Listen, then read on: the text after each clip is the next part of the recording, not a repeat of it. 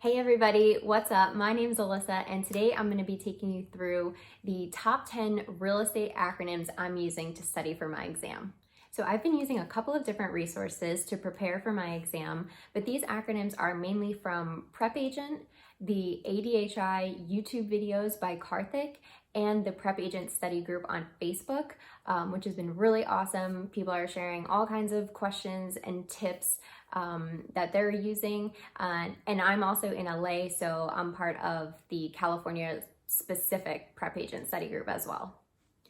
If you don't know if you're a visual learner or an auditory learner or a tactile learner, me either. I like to learn in all the ways, and that's why YouTube is great, right? Because you can just listen to this 100 times, you can watch the screen, or you can take out index cards and start writing them down yourself. However you want to use this, I just want to share what I've been learning so we can all pass our exam and start being realtors. So I'm going to give you each topic and then show the acronym, and then we're going to go through each part of the acronym and I'll give you a little bit of an explanation. So the first one we're going to go over is how to remember your bundle of rights. So we'll use the word deep C. So deep C is for disposition, enjoyment, exclusion, possession, and control. Disposition is the right to transfer ownership. Enjoyment is any lawful activity that you find enjoyable. Exclusion is the right to limit who can enter your property. Possession would be the legal ownership of the property. And control is you're able to use the property for anything you want in any legal way. So deep C, that's your bundle of rights. Next is the fiduciary duties. We'll remember this one with old car. Obedience, loyalty, disclosure, confidentiality, accountability, and reasonable care. Obedience is that you have to obey the principal's instructions as long as they are legal. You have to do what they tell you to do. Loyalty, keep your client's best interests on top. So on top of any third party and on top of your own. Disclosure, you must disclose all material facts or anything that's going to affect your client's decisions. Confidentiality, do not disclose personal information. This is going to be the only one that's still going to be upheld after the transaction closes. You can never disclose confidential information that you've learned during the transaction. Accountability, that's just keeping an account of all the documents and funds related to the transaction. And reasonable care, that's pretty self-explanatory, just cross your T's and dot your I's. So old car, those are our fiduciary duties. Government powers. PETE, police power, eminent domain, taxation, and Escheat. So police power is the state's right to regulate property. So it's not like the actual police department is going to show up at your house. It's just their right to regulate the property, and that includes things like zoning and building codes. Eminent domain is the government's right to take private property for public use. They will need to provide just compensation if they were going to go through with that, and the process of doing that is called condemnation. Taxation, that's your property taxes, you have to pay those. And escheat. Escheat is when the property reverts to the state because the owner dies intestate or without a will and without heirs.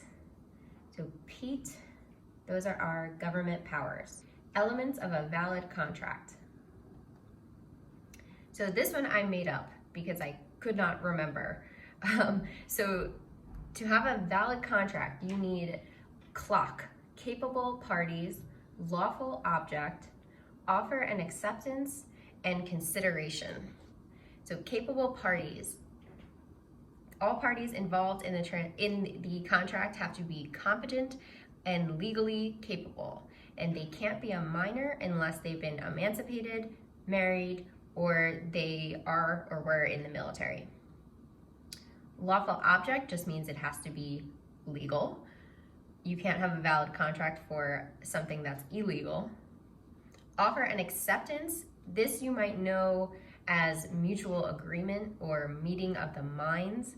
That everyone involved in the contract genuinely agrees. Consideration, that's anything of value that's acceptable by both parties. It does not mean the payment of money. It could be the promise to pay money or the promise to do something else of value. So clock, that's our elements of a valid contract. Adverse possession. Nacho, notorious, adverse, continuous, hostile, and open. So notorious, it has to be known, and notorious is usually in a bad way because you're trying to legally take over someone's property, so that would be notorious. Adverse, that just means unfavorable, of course, to the actual owner of the property. Continuous, it has to continue uninterrupted for a certain amount of time. So for California, that's only 5 years. In some states, you have to continuously, notoriously, adversely try to take over someone else's property for up to 20 years. Hostile, the owner didn't give you permission. So if at any point the owner says, yeah, you can use my property, then it cannot be adverse possession. And open is you're not trying to hide it. It has to be out in the open that you're using this property without permission. So nacho, it's nacho property. That's adverse possession. Elements of a joint tenancy. T-tip, time, title, interest, and possession. So time, it means that you have to, everyone part of the joint tenancy has to take title at the same time. If someone comes in later, they're going to be a tenant in common, not a joint tenant. Title, all the joint tenants have to be written on the same title. Interests, all joint tenants have to have equal interests. So if there are 2 joint tenants, they own it 50-50. If there's 3, they each own a third. Possession, they have equal right of possession to the property. We also want to remember for joint tenancy that means they have the right of survivorship and that they cannot will their ownership in the property. So if there are 2 joint tenants and one of them dies, then the remaining joint tenant would own the entire property. So T-tip is joint tenancy. Next is how to determine a fixture. Maria, method of attachment, adaptation, relationship of parties, intention, and agreement. So method of attachment, if it's permanently attached or affixed to the property, is it bolted on or screwed on or glued on, that would make it a fixture. Adaptation, that just means if it's custom made or built in, that would make it a fixture. Relationship of the parties. So here we're talking about a buyer-seller relationship, landlord-tenant, or lender-borrower. If it comes down to this one for determining if it's a fixture, the court will typically favor the buyer, the tenant, and the lender. Next is the intention. Did the tenant, for example, intend to take their TV mounting bracket?